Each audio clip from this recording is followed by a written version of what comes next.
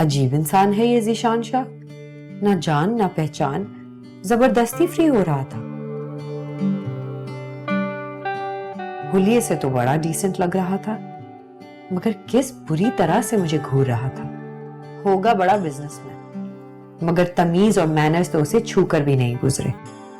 ऐसे मर्द मुझे बिल्कुल अच्छे नहीं लगते।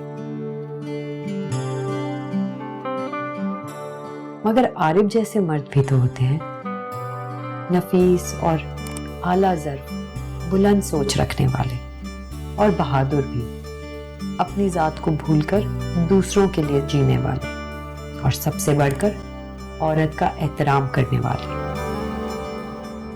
कितनी अच्छी लगती है मुझे उसकी कंपनी।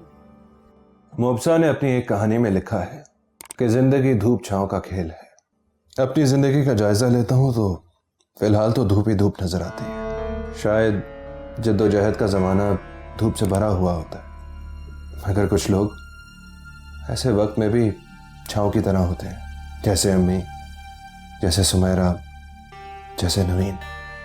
इनमें से हर एक मुझे धूप से बचाना चाहता है।